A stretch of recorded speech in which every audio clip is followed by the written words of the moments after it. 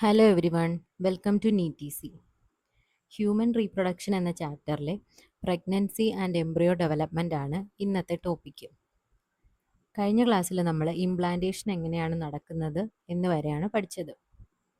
അപ്പോൾ ഇംപ്ലാന്റേഷനിലൂടെ blastocyst uterine വാളിലേക്ക് embed ചെയ്യപ്പെട്ട് കഴിഞ്ഞിട്ടുണ്ട്. ഇനി അവിടെ നടക്കുന്നത് ഇംപ്ലാന്റേഷന് ശേഷം ട്രോഫോബ്ലാസ്റ്റിൽ ചില ഫിംഗർ ലൈക്ക് പ്രൊജക്ഷൻസ് കാണാൻ പറ്റും.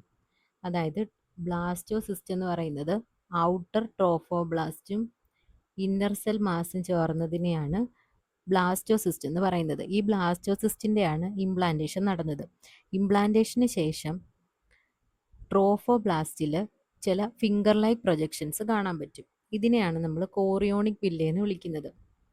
ഈ കോറിയോണിക് വില്ല ഉണ്ടാകുമ്പോൾ തന്നെ അതിൻ്റെ ചുറ്റുമായിട്ട് യൂട്രൈൻ ടിഷ്യൂവും അതുപോലെ തന്നെ മെറ്റേണൽ ബ്ലഡും ഒക്കെ അതിൻ്റെ ചുറ്റിനും കാണപ്പെടുന്നുണ്ട്. കോറിയോണിക് വില്ല ഫോം ചെയ്യുമ്പോൾ തന്നെ അതിനെ കവർ ചെയ്തുകൊണ്ട് മെറ്റേണൽ ബ്ലഡും അതുപോലെ യൂട്രൈൻ ടിഷ്യൂ ഒക്കെ വരുന്നു. എന്നിട്ട് ഈ കോറിയോണിക് വില്ലയും യൂട്രൈൻ ടിഷ്യൂവും കൂടെ പരസ്പരം ഇൻ്റർഡിജിറ്റേറ്റഡ് ആവും. അതായത് അങ്ങോട്ടും ഇങ്ങോട്ടും ഇങ്ങനെ കയറി ഇറങ്ങി നിൽക്കും. അതായത് ഇത് കോറിയോണിക് വില്ലയാണെങ്കിൽ ഇത് യൂട്രൈൻ ടിഷ്യൂ, അങ്ങനെ ഇൻ്റർഡിജിറ്റേറ്റഡ് ആയിട്ട് മാറും. എന്നിട്ട് ഒരു സ്ട്രക്ചറൽ യൂണിറ്റ് അല്ലെങ്കിൽ ഫങ്ഷണൽ യൂണിറ്റ് ഫോം ചെയ്യുന്നു. ഇത് രണ്ടും കൂടെ ഇൻ്റർഡിജിറ്റേറ്റ് ചെയ്തിട്ട് പുതിയൊരു സ്ട്രക്ചർ ഫോം ചെയ്യുന്നു. ആ സ്ട്രക്ചറിനെയാണ് പ്ലാസെൻ്റ എന്ന് വിളിക്കുന്നത്. ഈ പ്ലാസെൻ്റയാണ് structural and functional unit between developing embryo and maternal body. Develop ചെയ്തു വരുന്ന എംബ്രിയോയ്ക്കും മെറ്റേണൽ ബോഡിയുടെയും ഇടയ്ക്കുള്ള ഒരു സ്ട്രക്ചറൽ ആൻഡ് ഫങ്ഷണൽ യൂണിറ്റായിട്ട് ആക്ട് ചെയ്യുന്നത് ഈ പ്ലാസെൻ്റയാണ്. പ്ലാസെൻ്റയാണ് മദറിൻ്റെ ബോഡിയും ഡെവലപ്പ് ചെയ്യുന്ന എംബ്രിയോയും തമ്മിൽ കണക്ട് ചെയ്യുന്നത്. ഇനി പ്ലാസെൻ്റയെ പറ്റി കൂടുതലായിട്ട് പഠിക്കാം. എന്തൊക്കെയാണ് പ്ലാസെൻ്റയുടെ ഫങ്ഷൻ? പ്ലാസെൻ്റയാണ് ഫീറ്റസിന് ആവശ്യമായ അല്ലെങ്കിൽ എംബ്രിയോയ്ക്ക് ആവശ്യമായ ഓക്സിജനും ന്യൂട്രിയൻസും സപ്ലൈ ചെയ്യുന്നത് പ്ലാസെൻ്റയിലൂടെയാണ്. മെറ്റേണൽ ബ്ലഡിലുള്ള ന്യൂട്രിയൻ ആൻഡ് ഓക്സിജൻ എംബ്രിയോയ്ക്ക് കൊടുക്കുന്നത് പ്ലാസെൻ്റ വഴിയാണ്. അതുപോലെ തന്നെ എംബ്രിയോയുടെ മെറ്റബോളിസത്തിൻ്റെ ഭാഗമായിട്ടുണ്ടാകുന്ന കാർബൺ ഡൈ ഓക്സൈഡും പിന്നെ മറ്റ് എക്സ്ക്രീറ്ററി മെറ്റീരിയൽ അല്ലെങ്കിൽ വേസ്റ്റ് മെറ്റീരിയൽ ഇതൊക്കെ റിമൂവ് ചെയ്യുന്നതും പ്ലാസെൻ്റ വഴിയാണ്. പ്ലാസെൻ്റ എംബ്രിയോയായിട്ട് കണക്ട് ചെയ്തിരിക്കുന്നത് അംബ്ലിക്കൽ കോഡ് എന്ന് പറയുന്ന ഒരു സ്ട്രക്ചർ വഴിയാണ്. ഈ അംബ്ലിക്കൽ കോഡിനെയാണ് നമ്മൾ പൊക്കിൾ കൊടി എന്ന് വിളിക്കുന്നത്. അപ്പോൾ പ്ലാസെൻ്റ നമ്മുടെ എംബ്രിയോ ആയിട്ട് കണക്ട് ചെയ്തിരിക്കുന്നത് അംബ്ലിക്കൽ കോഡ് വഴിയാണ്. ഇതാണ് എംബ്രിയോയിലേക്കുള്ളതും അതുപോലെ എംബ്രിയോയിൽ നിന്ന് തിരിച്ച് മെറ്റേണൽ ബ്ലഡിലേക്കുള്ള ഓരോ സബ്സ്റ്റൻസിൻ്റെ ട്രാൻസ്പോർട്ടിന് ഹെൽപ്പ് ചെയ്യുന്നത്. ഇതൊന്നും കൂടാതെ പ്ലാസെൻ്റ ഒരു എൻഡോക്രൈൻ ടിഷ്യൂ ആയിട്ടും ആക്ട് ചെയ്യുന്നുണ്ട്. എൻഡോക്രൈൻ ടിഷ്യൂ എന്ന് പറഞ്ഞാൽ എന്താണ്? അന്തസ്രാവി ഗ്രന്ഥി. അന്തസ്രാവി ഗ്രന്ഥി എന്ന് പറഞ്ഞാൽ ഡക്ട്ലെസ് ഗ്ലാൻഡ്. ഡക്ട്ലെസ് ഗ്ലാൻഡ്സ് ആണ് എൻഡോക്രൈൻ ഗ്ലാൻഡ്സ്. അപ്പോൾ പ്ലാസെൻ്റ ഒരു എൻഡോക്രൈൻ ടിഷ്യൂ ആയിട്ടും ആക്ട് ചെയ്യുന്നുണ്ട്. അതായത് പ്ലാസെൻ്റ ഹോർമോൺസിനെ പ്രൊഡ്യൂസ് ചെയ്യുന്നുണ്ട്. ഹോർമോൺസിനെ പ്രൊഡ്യൂസ് ചെയ്ത് ഇവർ ഡയറക്റ്റ് ആയിട്ട് ബ്ലഡിലേക്ക് റിലീസ് ചെയ്യുകയാണ് ചെയ്യുന്നത്. ഇങ്ങനെ പ്ലാസെൻ്റ സെക്രീറ്റ് ചെയ്യുന്ന ചില ഹോർമോൺസിന് എക്സാമ്പിളാണ് ഹ്യൂമൻ കോറിയോണിക് ഗൊണാഡോട്രോപിൻ അല്ലെങ്കിൽ HCG എന്ന് പറയും. അതുപോലെ ഹ്യൂമൻ പ്ലാസെൻ്റൽ ലാക്ടജൻ, ഈസ്ട്രജൻ, പ്രൊജസ്ട്രോൺ മുതലായവ. ഇതെല്ലാം പ്ലാസെൻ്റ സെക്രീറ്റ് ചെയ്യുന്ന ഹോർമോൺസ് ആണ്. ഇനി പ്രഗ്നൻസിയുടെ ലാസ്റ്റ് സ്റ്റേജ് അല്ലെങ്കിൽ അവസാന ഘട്ടങ്ങളിലോട് അടുക്കുമ്പോൾ റിലാക്സിൻ എന്ന് പറയുന്ന ഒരു ഹോർമോണും കൂടെ പ്രൊഡ്യൂസ് ചെയ്യപ്പെടുന്നുണ്ട്. അപ്പോൾ പ്ലാസെൻ്റ പ്രൊഡ്യൂസ് ചെയ്യുന്ന ഹോർമോൺസ് ആണ് HCG അല്ലെങ്കിൽ ഹ്യൂമൻ കോറിയോണിക് ഗൊണാഡോട്രോപിൻ, HPL അല്ലെങ്കിൽ ഹ്യൂമൻ പ്ലാസെൻ്റൽ ലാക്ടജൻ, ഈസ്ട്രോജൻ, പ്രൊജസ്ട്രോൺ ഇതൊക്കെ. പിന്നെ പ്രഗ്നൻസിയുടെ അവസാനത്തോടടുക്കുമ്പോൾ റിലാക്സിൻ എന്ന് പറഞ്ഞ ഒരു ഹോർമോണും കൂടെ സെക്രീറ്റ് ചെയ്യപ്പെടുന്നുണ്ട്. ഇനി പ്രഗ്നൻസി ആയിരിക്കുമ്പോൾ അല്ലെങ്കിൽ ഒരു ആൾ പ്രഗ്നൻ്റ് ആയിട്ടിരിക്കുമ്പോൾ ആ ഫീമെയിലിൻ്റെ ബോഡിയിൽ oestrogen, progesterone, cortisol, prolactin, thyroxine അങ്ങനെ പല ഹോർമോൺസും ഒരുപാട് മടങ്ങ് കൂടുതലായിരിക്കും. കാരണം ഇതൊക്കെ ഡെവലപ്പ് ചെയ്യുന്ന എംബ്രിയോയെ മെയിൻറ്റെയിൻ ചെയ്യാൻ ആവശ്യമായിട്ട് വരും. കാരണം ആ ഫീമെയിലിൻ്റെ ബോഡിയിൽ ഇപ്പം മെറ്റബോളിസം വളരെ കൂടുതലാണ്. കാരണം ഒരു എംബ്രിയോ അവിടെ ഡെവലപ്പ് ചെയ്ത് വരുന്നുണ്ട്. അപ്പോൾ ആ എംബ്രിയോയ്ക്ക് കുഴപ്പമൊന്നും ഇല്ലാതെ നിലനിർത്തണമെങ്കിൽ ഈ പറഞ്ഞ ഹോർമോൺസിൻ്റെ ഒക്കെ ഹെൽപ്പ് ആവശ്യമാണ്. അതുകൊണ്ട് തന്നെ മെറ്റേണൽ ബോഡിയിൽ ഒരു നോർമൽ ഫീമെയിലിനെ അപേക്ഷിച്ച് ഒരുപാട് മടങ്ങ് ഈ പറഞ്ഞ ഹോർമോൺസിൻ്റെ അളവ് കൂടുതലായിരിക്കും. അത്രയും കൂടുതൽ എമൗണ്ടിൽ ഈ ഹോർമോൺസ് ഒക്കെ പ്രൊഡ്യൂസ് ചെയ്യുന്നുണ്ട്. ഇത് ഫീറ്റൽ ഗ്രോത്തിനെ സപ്പോർട്ട് ചെയ്യാൻ വേണ്ടിയിട്ടുള്ളതാണ്. അതുപോലെ പ്രഗ്നൻസി മെയിൻറ്റെയിൻ ചെയ്യാനും വേണ്ടിയിട്ടുള്ളതാണ്. ഇനി ഇംപ്ലാന്റേഷന് ശേഷം നമ്മുടെ എംബ്രിയോ ആയിട്ട് മാറുന്ന ഇന്നർ സെൽ മാസ് ഇല്ലേ, ഈ ഇന്നർ സെൽ മാസ് ആദ്യം ഒരു ലെയർ ഫോം ചെയ്യും. അതിനെയാണ് എക്ടോഡേം എന്ന് വിളിക്കുന്നത്. അതിനുശേഷം വേറെ എംബ്രിയോയുടെ ഉള്ളിലായിട്ട് അകത്തായിട്ട് അടുത്തൊരു ലെയർ ഫോം ചെയ്യും. അതാണ് എൻഡോഡേം. ഇനി ഈ എൻഡോഡേമിനും എക്ടോഡേമിനും ഇടയ്ക്ക് അടുത്തൊരു ലെയർ ഫോം ചെയ്യും. അതാണ് മീസോഡേം. ഇങ്ങനെ 3 ലെയേഴ്സ് ഉണ്ടാക്കും. എന്നിട്ട് പിന്നീട് നമ്മുടെ ബോഡിയിലുള്ള എല്ലാ ഓർഗൻസും ഈ 3 ലെയറിൽ നിന്നാണ് ഒറിജിനേറ്റ് ചെയ്യുന്നത്. അല്ലെങ്കിൽ ഈ 3 ലെയേഴ്സാണ് നമ്മുടെ ബോഡിയിലെ എല്ലാ ഓർഗൻസിനും എന്താ അത് ഈ 3 ലെയറിൽ നിന്നാണ് എല്ലാ ഓർഗൻസും ഡിറൈവ് ചെയ്യുന്നത്. അപ്പോൾ നമ്മൾ എന്താണ് ട്രിപ്ലോബ്ലാസ്റ്റിക് ആണെന്ന് വേണമെങ്കിലും പറയാൻ പറ്റും. കാരണം നമുക്ക് 3 ലെയേഴ്സ് ഉണ്ട്.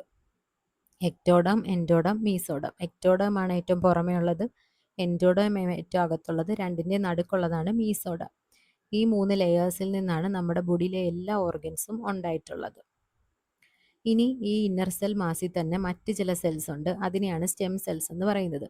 ഈ സ്റ്റെം സെൽസിന് എല്ലാ ടൈപ്പിലുള്ള ഓർഗൻസും ടിഷ്യൂസും ആയിട്ട് മാറാനുള്ള കഴിവുണ്ട്.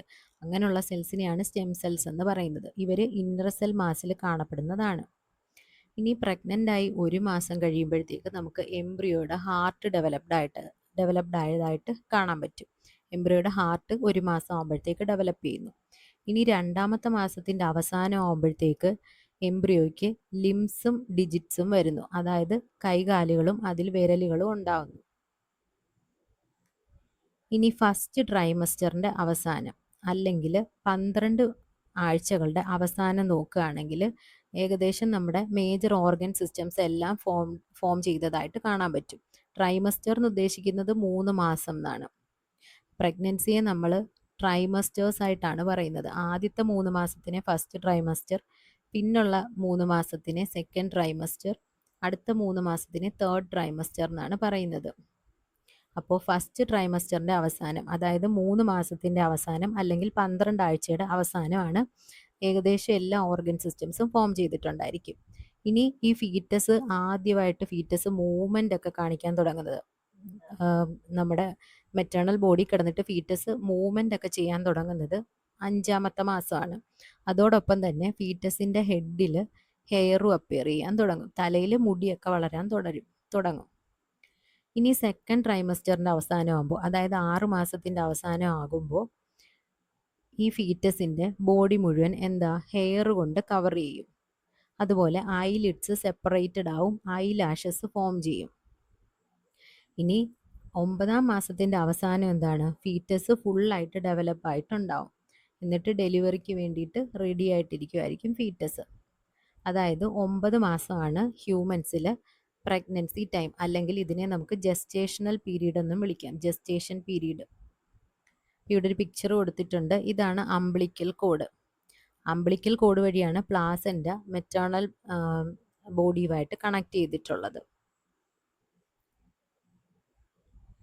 അടുത്തതാണ് പാർച്ചുറേഷൻ ആൻഡ് ലാക്ടേഷൻ. ഹ്യൂമൻസിൻ്റെ പ്രഗ്നൻസിയുടെ ഡ്യൂറേഷൻ ഏകദേശം 9 മാസമാണ്. ഇതിനെയാണ് നമ്മൾ ജസ്റ്റേഷൻ പീരീഡ് എന്ന് വിളിക്കുന്നത്. ഇങ്ങനെ പൂർണ്ണ വളർച്ച എത്തിയ ഒരു ഫീറ്റസ് അല്ലെങ്കിൽ ജസ്റ്റേഷൻ പീരീഡ് കംപ്ലീറ്റ് ആയിട്ടിരിക്കുന്ന ഒരു സന്ദർഭത്തിൽ ഇനി ഇതിൽ ഡെലിവറി സംഭവിക്കണം. അപ്പോൾ അങ്ങനെ process of delivery of foetus, അതിനെയാണ് പാർച്ചുറേഷൻ എന്ന് പറയുന്നത്. അതായത് ബേബിയെ ഡെലിവറി ചെയ്യുന്ന ആ പ്രോസസ്സിനെയാണ് പാർച്ചുറേഷൻ എന്ന് പറയുന്നത്. ഇത് നടക്കുന്നത് യൂട്രസിൽ വിഗറസ് ആയിട്ടുള്ള കൺട്രാക്ഷൻസ് ഉണ്ടാകുന്നതിൻ്റെ ഫലമായിട്ടാണ്. അതായത് യൂട്രസിൽ വളരെ ശക്തമായ ചുരുക്കങ്ങളും വികാസങ്ങളും ഉണ്ടാകുന്നു. അതിലൂടെയാണ് പാർച്ചുറേഷൻ നടക്കുന്നത്, അല്ലെങ്കിൽ ബേബിയുടെ ഡെലിവറി നടക്കുന്നത്. ഇനി എങ്ങനെയാണ് യൂട്രസിൽ ഇത്രയും ശക്തമായ കൺട്രാക്ഷൻസ് ഉണ്ടാകുന്നത്? ഇതൊരു ന്യൂറോ എൻഡോക്രൈൻ മെക്കാനിസമാണ്. അതായത് ഒരു ഫീറ്റസ് ഫുള്ളി ഡെവലപ്ഡ് ആയി കഴിയുമ്പോഴേക്ക് ഇതിൻ്റെ പ്ലാസൻ്റ എന്ത് ചെയ്യും? ഒരു ഫീറ്റസ് ഫുള്ളായിട്ട് ഡെവലപ്പായി, അപ്പോൾ അത് നമ്മുടെ ബോഡിക്ക് മനസ്സിലാവുന്നു. അപ്പോൾ തന്നെ പ്ലാസൻ്റ ചെറിയ യൂട്രൈൻ കൺട്രാക്ഷൻസ് സ്റ്റാർട്ട് ചെയ്യും. ഇതിനെയാണ് ഫീറ്റൽ ഇജക്ഷൻ റിഫ്ലെക്സ് എന്ന് പറയുന്നത്. ഫുള്ളി ഡെവലപ്ഡ് ആയ ഒരു ഫീറ്റസിൻ്റെ പ്ലാസൻ്റ ചെറിയ യൂട്രൈൻ കൺട്രാക്ഷൻസിന് കാരണമാകുന്നു. ഇതിനെ ഫീറ്റൽ ഇജക്ഷൻ റിഫ്ലെക്സ് എന്ന് പറയുന്നു. ഇങ്ങനെ ഫീറ്റൽ ഇജക്ഷൻ റിഫ്ലെക്സ് നടക്കുമ്പോൾ ഇതെന്ത് ചെയ്യും? മെറ്റേണൽ പിറ്റ്യൂട്ടറി ചെന്നിട്ട് ഓക്സിറ്റോസിൻ്റെ റിലീസിന് കാരണമാകുന്നു. അതായത് ആ മദറിൻ്റെ പിറ്റ്യൂട്ടറി ഗ്ലാൻഡിലെത്തും. എന്നിട്ട് മദറിൻ്റെ പിറ്റ്യൂട്ടറി ഗ്ലാൻഡ് ഈ സിഗ്നലിന് ഫലമായിട്ട് ഓക്സിറ്റോസിനെ റിലീസ് ചെയ്യും. ഓക്സിറ്റോസിനെ റിലീസ് ചെയ്ത് കഴിഞ്ഞാൽ ഓക്സിറ്റോസിൻ എന്ത് ചെയ്യും? ഒന്നുകൂടെ യൂട്രൈൻ മസിൽസിനെ കൺട്രാക്ട് ചെയ്യും. അതായത് യൂട്രസിൽ നമുക്കറിയാം യൂട്രസിൻ്റെ സെക്കൻഡ് ലെയറായ മയോമെട്രിയം എന്ന് പറഞ്ഞാൽ സ്മൂത്ത് മസിൽ കൊണ്ടാണ് നിർമ്മിച്ചിട്ടുള്ളത്. അപ്പോൾ ഈ സ്മൂത്ത് മസിലിൽ ഓക്സിറ്റോസിൻ ആക്ട് ചെയ്യും. അതിൻ്റെ ഫലമായിട്ട് യൂട്രൈൻ മസിൽസിൽ വീണ്ടും കൺട്രാക്ഷൻ വരും, സ്ട്രോങ്ങർ ആയിട്ടുള്ള കൺട്രാക്ഷൻ വരും. ഇങ്ങനെ സ്ട്രോങ്ങർ കൺട്രാക്ഷൻ വരുമ്പം വീണ്ടും ഒരു പോസിറ്റീവ് ഫീഡ്ബാക്ക് മെക്കാനിസത്തിലൂടെ വീണ്ടും കൂടുതൽ ഓക്സിറ്റോസിൻ റിലീസ് ചെയ്യപ്പെടും. അതുവഴി എന്താ വീണ്ടും കൂടുതൽ ശക്തമായ യൂട്രൈൻ കൺട്രാക്ഷൻസ് ഉണ്ടാവുന്നു. ഇങ്ങനെ ഒരുപാട് ശക്തമായ യൂട്രൈൻ കൺട്രാക്ഷൻസ് ഉണ്ടാവുമ്പോൾ എന്താണ്? ബർത്ത് കനാലിൽ കൂടി ബേബി ബോഡിയുടെ പുറത്തേക്ക് വരുന്നു. അങ്ങനെ പാർച്ചുറേഷൻ നടക്കുന്നു. ഇനി ഈ പാർച്ചുറേഷൻ നടന്നു കഴിഞ്ഞാൽ പിന്നെ പ്ലാസൻ്റ നമുക്ക് ആവശ്യമില്ല. കാരണം ബേബിക്ക് ആവശ്യമായ ന്യൂട്രിയൻസ് കൊടുക്കാനും ബേബിയുടെ അല്ലെങ്കിൽ ഫീറ്റസിൻ്റെ എക്സ്ക്രീറ്ററി പ്രോഡക്ട്സ് മെറ്റേണൽ ബ്ലഡിലേക്ക് തിരിച്ചു കൊണ്ടുവരാനായിരുന്നു പ്ലാസൻ്റ. ഇപ്പോൾ ഫീറ്റസ് ഡെവലപ്ഡ് ആയി, ഫീറ്റസ് അല്ലെങ്കിൽ ബേബി പുറത്തു വന്നു. അപ്പോൾ പിന്നെ ഇനി പ്ലാസൻ്റയുടെ ആവശ്യമില്ല. അതുകൊണ്ട് എന്താ, പാർച്ചുറേഷന് ശേഷം പെട്ടെന്ന് തന്നെ ഈ പ്ലാസൻ്റെയും ബോഡി എക്സ്പെൽ ചെയ്യും. അതായത് പ്ലാസൻ്റെയും പുറത്തേക്ക് വരും. ഇനി നമ്മുടെ ഈ പ്രഗ്നൻസി ടൈമിൽ തന്നെ മമ്മറി ഗ്ലാൻഡ്, നമുക്കറിയാം നമുക്ക് ഹ്യൂമൻ ഫീമെയിൽസിന് ഒരു പെയർ മമ്മറി ഗ്ലാൻഡ്സ് ഉണ്ട്. അപ്പോൾ പ്രഗ്നൻസിയുടെ ടൈമിൽ തന്നെ ഈ മമ്മറി ഗ്ലാൻഡ് ഡിഫറൻഷിയേറ്റ് ചെയ്യും. എന്നിട്ട് പ്രഗ്നൻസിയുടെ ലാസ്റ്റ് ആവുമ്പോൾ അല്ലെങ്കിൽ പാർച്ചുറേഷൻ്റെ ടൈം ആവാറാകുമ്പോൾ തൊട്ട് മിൽക്ക് പ്രൊഡക്ഷൻ ആരംഭിക്കും. അതായത് മിൽക്ക് പ്രൊഡ്യൂസ് ചെയ്യാൻ തുടങ്ങും. ഈ ഒരു പ്രോസസ്സിനെയാണ് ലാക്ടേഷൻ എന്ന് വിളിക്കുന്നത്. എന്തിനാണ് ഇങ്ങനെ ലാക്ടേഷൻ സംഭവിക്കുന്നത്? കാരണം ഈ മിൽക്കാണ് ഇനി നമ്മുടെ ബേബിയെ ഫീഡ് ചെയ്യേണ്ടത്. അപ്പോൾ അതിന് വേണ്ടിയിട്ടാണ് ലാക്ടേഷൻ സംഭവിക്കുന്നത്. ഇനി ആദ്യത്തെ ഡെലിവറിക്ക് ശേഷം ആദ്യമായിട്ടുണ്ടാകുന്ന കുറച്ച് ദിവസങ്ങളിലെ ആ മിൽക്കിനെയാണ് കൊളസ്ട്രം എന്ന് വിളിക്കുന്നത്. ഇതിന് വളരെ പ്രത്യേകതയുണ്ട്. കാരണം ഈ കൊളസ്ട്രത്തിൽ ഒരുപാട് റെഡിമെയ്ഡ് ആയിട്ടുള്ള ആൻറ്റിബോഡീസ് ഉണ്ടായിരിക്കും. ഈ ആൻറ്റിബോഡീസ് നമ്മുടെ ബേബി ഫീഡ് ചെയ്യുന്നത് വഴി എന്ത് സംഭവിക്കും? ബേബിക്കും രോഗപ്രതിരോധ ശേഷി അല്ലെങ്കിൽ ഇമ്മ്യൂണിറ്റി കിട്ടും. ബേബി ഇപ്പം അങ്ങോട്ട് ജനിച്ചതേ ഉള്ളൂ, അപ്പം തന്നെ അതിന് രോഗപ്രതിരോധ ശേഷിയൊന്നും ഇല്ല. അപ്പോൾ മദർ പ്രൊഡ്യൂസ് ചെയ്യുന്ന കൊളസ്ട്രം, അതായത് ആദ്യത്തെ കുറച്ച് ദിവസങ്ങളിൽ പ്രൊഡ്യൂസ് ചെയ്യുന്ന മിൽക്ക്, അതിൽ നിന്നാണ് ബേബിക്ക് എന്ത് കിട്ടുന്നത്? ന്യൂട്രീഷൻ കിട്ടുന്നത്. അതുപോലെ തന്നെ പാസീവ് ഇമ്മ്യൂണിറ്റിയും കിട്ടുന്നു. കാരണം ഇവിടെ റെഡിമെയ്ഡ് ആൻറ്റിബോഡീസ് ആണ് ഇതിലുള്ളത്. അതുകൊണ്ട് അവിടെ പാസീവ് ഇമ്മ്യൂണിറ്റി ബേബിക്ക് കിട്ടുന്നുണ്ട്. ഇത്രയാണ് പ്രഗ്നൻസി ആൻഡ് എംബ്രിയോ ഡെവലപ്മെൻറ്റിലുള്ളത്. അപ്പോൾ കൊളസ്ട്രം എന്ന് പറയുന്നതിൽ ഒരുപാട് ആൻറ്റിബോഡീസ് ഉള്ളത് കൊണ്ട് തന്നെ ആദ്യത്തെ ഒരു 6 മന്ത്സിൽ ബേബിക്ക് ഈ മിൽക്ക് തന്നെ കൊടുക്കണം എന്നാണ് പറയുന്നത്. അപ്പോൾ പ്രഗ്നൻസിയിൽ എന്താണ് സംഭവിക്കുന്നത്? ആദ്യം തന്നെ ഇംപ്ലാന്റേഷൻ നടക്കും. ഇംപ്ലാന്റേഷന് ശേഷം കോറിയോണിക് വില്ലയൊക്കെ ഫോം ചെയ്തിട്ട് അത് പ്ലാസൻ്റ ആയിട്ട് മാറുന്നു. പ്ലാസൻ്റ കുറച്ച് ഹോർമോൺസിനെയൊക്കെ സെക്രീറ്റ് ചെയ്യുന്നുണ്ട്. പിന്നെ ഹ്യൂമൻ പ്രഗ്നൻസി ഏകദേശം 40 ആഴ്ചയാണ്, അല്ലെങ്കിൽ 280 ഡേയ്സ് ആണ്. ഇനി എംബ്രിയോ എങ്ങനെയാണ് ഡെവലപ്പ് ചെയ്യുന്നത്? ഫെർട്ടിലൈസേഷന് ശേഷം സൈഗോട്ട് ക്ലീവേജിൽ ഏർപ്പെടും. എന്നിട്ട് മൊറുലയായിട്ട് മാറും. അതായത് 8 to 16 ബ്ലാസ്റ്റോമിയാസ് ചേർന്നതാണ്. അതിനുശേഷം ബ്ലാസ്റ്റോസിസ്റ്റ് ആയിട്ട് മാറും. ബ്ലാസ്റ്റോസിസ്റ്റിനെ ഇംപ്ലാന്റേഷൻ നടത്തും. അതിനുശേഷമാണ് ജേം ലെയേഴ്സ് ഫോം ചെയ്യുന്നത്. അതായത് എക്ടോഡം, എൻഡോഡം, മീസോഡം. ആ പ്രോസസ്സിനെയാണ് ഗ്യാസ്ട്രുലേഷൻ എന്ന് പറയുന്നത്. പിന്നെ ഈ ലെയേഴ്സിൽ നിന്നാണ് എല്ലാ ഓർഗൻസും ഫോം ചെയ്യുന്നത്. അതിനുശേഷം എംബ്രിയോ ഒരു ഫീറ്റസ് ആയിട്ട് മാറുന്നു. അപ്പോൾ ഫെർട്ടിലൈസേഷൻ നടന്ന ആദ്യത്തെ ഒരു 8 ആഴ്ച വരെ നമ്മളിതിനെ എംബ്രിയോ എന്ന് വിളിക്കും. പിന്നെ അതിനുശേഷം 8 ആഴ്ചയ്ക്ക് ശേഷം ഇതിനെ ഫീറ്റസ് എന്നാണ് വിളിക്കുന്നത്. അതിനുശേഷം ഒരു ഫുള്ളി ഡെവലപ്ഡ് ആയ ഫീറ്റസ് ചില സിഗ്നൽസ് പ്രൊഡ്യൂസ് ചെയ്യും. ഇതാണ് ഫീറ്റൽ ഇജക്ഷൻ റിഫ്ലെക്സ്. അപ്പോൾ മദറിൻ്റെ പിറ്റ്യൂട്ടറി ഗ്ലാൻഡിൽ നിന്നും ഓക്സിറ്റോസിൻ റിലീസ് ആവും. ഇത് വീണ്ടും സ്ട്രോങ്ങർ ആയിട്ടുള്ള യൂട്രൈൻ കൺട്രാക്ഷൻസ് ഉണ്ടാക്കുന്നു. അത് വീണ്ടും പോസിറ്റീവ് ഫീഡ്ബാക്ക് വഴി മോർ ഓക്സിറ്റോസിനെ റിലീസ് ചെയ്യുന്നു. ഇങ്ങനെയാണ് ഡെലിവറി നടക്കുന്നത്. ഡെലിവറി കഴിഞ്ഞു കഴിഞ്ഞാൽ പ്ലാസൻ്റെയും എക്സ്പെല് ചെയ്യപ്പെടും. ഇനി പ്രഗ്നൻസിയുടെ ടൈമിൽ തന്നെ മമ്മറി ഗ്ലാൻഡും ഡിഫറൻഷിയേറ്റ് ചെയ്യുന്നുണ്ട്. എന്നിട്ട് പ്രഗ്നൻസിയുടെ എൻഡ് ആകുമ്പോഴേക്കും അവർ മിൽക്ക് പ്രൊഡ്യൂസ് ചെയ്യുന്നു. ആദ്യമായിട്ടുണ്ടാകുന്ന മിൽക്കിനെയാണ് കൊളസ്ട്രം എന്ന് പറയുന്നതിൽ.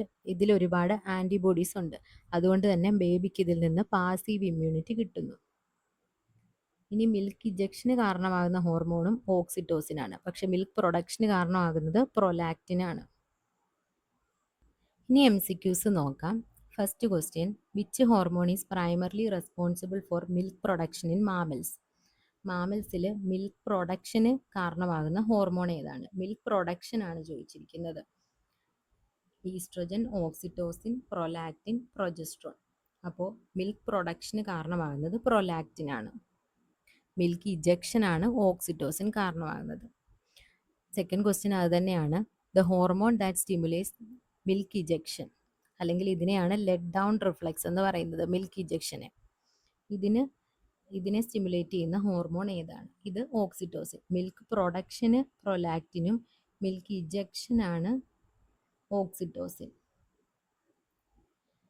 Third question, the structure formed after implantation that facilitate exchange of nutrients, gases and waste between mother and fetus. ഇംപ്ലാന്റേഷന് ശേഷം ഉണ്ടാവുന്ന ഒരു സ്ട്രക്ചർ. ഈ സ്ട്രക്ചറാണ് മദറിൻ്റെയും ഫീറ്റസിൻ്റെ ഇടയിൽ ന്യൂട്രിയൻസിൻ്റെയും ഗ്യാസസിൻ്റെയും വേസ്റ്റിൻ്റെയും എക്സ്ചേഞ്ച് നടത്തുന്നത്. ആ സ്ട്രക്ചർ ഏതാണ്? പ്ലാസൻ്റെയാണ്. കാരണം പ്ലാസൻ്റെയാണ് structural and functional unit between developing foetus പ്ലാസൻ്റെയാണ് structural and functional unit between developing foetus and mother. Fourth question, which hormone produced by placenta maintains corpus luteum during early pregnancy? Placenta secrete ചെയ്യുന്ന ഏത് ഹോർമോണാണ് early പ്രഗ്നൻസിയിൽ corpus ലൂട്ടിയത്തിനെ maintain ചെയ്യുന്നത്? അതായത് നമുക്കറിയാം ഓവുലേഷന് ശേഷം ഗ്രാഫിയൻ ഫോളിക്കിളിൻ്റെ റെമനൻസ് ആണ് കോർപ്പസ് ലൂട്ടിയമായിട്ട് മാറുന്നത്. ഈ കോർപ്പസ് ലൂട്ടിയം പ്രൊജസ്ട്രോണിനെ സെക്രീറ്റ് ചെയ്യുന്നു. അതുകൊണ്ടാണ് എൻഡോമെട്രിയത്തിനെയൊക്കെ മെയിൻറ്റെയിൻ ചെയ്യുന്നത്, എൻഡോമെട്രിയൊക്കെ അതുപോലെ നിലനിൽക്കുന്നത്. എന്നിട്ട് പ്രഗ്നൻസിയുടെ സമയമാകുമ്പോഴത്തേക്ക് അപ്പോഴും പ്രഗ്നൻസി മെയിൻറ്റെയിൻ ചെയ്യണമെങ്കിൽ നമുക്ക് പ്രൊജസ്ട്രോൺ വേണം. അതായത് കോർപ്പസ് ലൂട്ടിയത്തിനെ മെയിൻറ്റെയിൻ ചെയ്യണം. അപ്പോൾ പ്ലാസൻ്റ സെക്രീറ്റ് ചെയ്യുന്ന ഏത് ഹോർമോണാണ് കോർപ്പസ് ലൂട്ടിയത്തിനെ മെയിൻറ്റെയിൻ ചെയ്യാൻ ഹെൽപ്പ് ചെയ്യുന്നത്? ഇത് HCG ആണ്, ഹ്യൂമൻ കോറിയോണിക് ഗൊണാഡോട്രോഫിൻ. പ്ലാസൻ്റ സെക്രീറ്റ് ചെയ്യുന്ന ഒരു ഹോർമോണാണ് HCG, ഹ്യൂമൻ കോറിയോണിക് ഗൊണാഡോട്രോഫിൻ. ഇതാണ് കോർപ്പസ് ലൂട്ടിയത്തെ മെയിൻറ്റെയിൻ ചെയ്യുന്നത്. അതുവഴി പ്രൊജസ്ട്രോൺ സെക്രീഷൻ നടക്കുന്നത്. Fifth question, the first movement of the foetus and appearance of hair on head occur during? ഫീറ്റസിൻ്റെ ആദ്യത്തെ മൂവ്മെൻറ്റും അതുപോലെ തലയിൽ ഹെയർ കാണപ്പെടാനും തുടങ്ങുന്നത് ഏത് ടൈമിലാണ്? ഇത് നമ്മൾ പഠിച്ചപ്പോൾ പറഞ്ഞു 5th മന്തിലാണെന്ന്, അതായത് സെക്കൻഡ് ട്രൈമസ്റ്ററിൽ. ഫസ്റ്റ് ട്രൈമസ്റ്റർ എന്ന് പറഞ്ഞാൽ ആദ്യത്തെ 3 monthsേ ഉള്ളൂ. ഫീറ്റസിൻ്റെ മൂവ്മെൻറ്റും അപ്പിയറൻസ് ഓഫ് ഹെയർ ഓൺ ഹെഡും ഒക്കെ 5th മന്തിലാണ് നടക്കുന്നത്, അതായത് സെക്കൻഡ് ട്രൈമസ്റ്ററിൽ. അടുത്ത ക്വസ്റ്റ്യൻ, പ്ലാസൻ്റ ആക്ടാസ്. പ്ലാസൻ്റ താഴെ കൊടുത്തിരിക്കുന്നതിൽ ഏതായിട്ടാണ് ആക്ട് ചെയ്യുന്നത്? പ്ലാസൻ്റ എന്താണ്? Endocrine tissue only, nutritive organ only, respiratory organ only, temporary endocrine organ and exchange organ. D ആണ് കറക്റ്റ്. കാരണം ഇത് എൻഡോക്രൈൻ ഓർഗൻ ആണ്, കാരണം ഇത് ഒരുപാട് ഹോർമോൺസിനെ സെക്രീറ്റ് ചെയ്യുന്നുണ്ട്. ഇനി ഈ പ്ലാസൻ്റ വഴിയാണ് ഫീറ്റസും മദറും തമ്മിലുള്ള ഗ്യാസ് എക്സ്ചേഞ്ചും അല്ലെങ്കിൽ വേസ്റ്റ് മെറ്റീരിയലിൻ്റെ എക്സ്ചേഞ്ചും ന്യൂട്രിയൻസ് എക്സ്ചേഞ്ചും ഒക്കെ നടക്കുന്നത്. അതുകൊണ്ട് ഇതൊരു എക്സ്ചേഞ്ച് ഓർഗനുമാണ്, എൻഡോക്രൈൻ ഓർഗനുമാണ്. അടുത്ത question, which one of the following hormones initiates uterine contractions during parturition? പാർച്ചുറേഷൻ്റെ സമയത്ത് അല്ലെങ്കിൽ ഡെലിവറിയുടെ സമയത്ത് ഏത് ഹോർമോണാണ് യൂട്രസിൻ്റെ കൺട്രാക്ഷൻ സ്റ്റാർട്ട് ചെയ്യുന്നത്? Relaxin, oxytocin, progesterone, oestrogen. നമുക്കറിയാം ഓക്സിറ്റോസിനാണ്. കാരണം ആദ്യം തന്നെ ഡെവലപ്ഡ് ആയ ഫീറ്റസ് പ്ലാസൻ്റ വഴി ചെറിയൊരു യൂട്രൈൻ കൺട്രാക്ഷൻ സ്റ്റാർട്ട് ചെയ്യുന്നുണ്ട്. അപ്പോൾ ഇതിനെയാണ് ഫീറ്റൽ ഇജക്ഷൻ റിഫ്ലെക്സ് എന്ന് പറയുന്നത്. ഈ ഫീറ്റൽ ഇജക്ഷൻ റിഫ്ലെക്സിൻ്റെ ഫലമായിട്ട് മെറ്റേണൽ പിറ്റ്യൂട്ടറി സ്റ്റിമുലേറ്റഡ് ആകുന്നു, എന്നിട്ട് ഓക്സിറ്റോസിനെ റിലീസ് ചെയ്യുന്നു. ഈ ഓക്സിറ്റോസിനാണ് പിന്നീട് യൂട്രസിലെ കൺട്രാക്ഷൻസ് ഉണ്ടാക്കുന്നത്. ഇത് പിന്നീട് വളരെ സ്ട്രോങ് ആയിട്ടുള്ള കൺട്രാക്ഷൻസ് ആയിട്ട് മാറിയിട്ടാണ് പാർച്ചുറേഷൻ നടക്കുന്നത്. സോ ഓപ്ഷൻ ബി ഓക്സിറ്റോസിൻ ആണ് correct answer. 8th question. The hormone responsible for maintaining pregnancy during early stage. അതായത് ഏർലി സ്റ്റേജിൽ പ്രഗ്നൻസിയെ മെയിൻറ്റെയിൻ ചെയ്യാനുള്ള ആവശ്യമായിട്ടുള്ള ഹോർമോൺ ഏതാണ്? ഇതേതാണ്? പ്രൊജസ്ട്രോൺ. പ്രൊജസ്ട്രോൺ ആണ് ഏർലി സ്റ്റേജിൽ പ്രഗ്നൻസിയെ മെയിൻറ്റെയിൻ ചെയ്യുന്ന ഹോർമോൺ. പ്രൊജസ്ട്രോൺ ആണ്. സോ ഇത്രയാണ് ഈ ചാപ്റ്ററിലുള്ളത്. അപ്പോൾ ഇനി അടുത്ത ക്ലാസ്സിൽ ഈ ചാപ്റ്ററിലെ എല്ലാ ടോപ്പിക്കും കവർ ചെയ്തുകൊണ്ടുള്ള ഒരു കംപ്ലീറ്റ് ചാപ്റ്റർ റിവിഷനാണ്. സോ എല്ലാവരും നന്നായിട്ട് പഠിക്കുക. Thank you.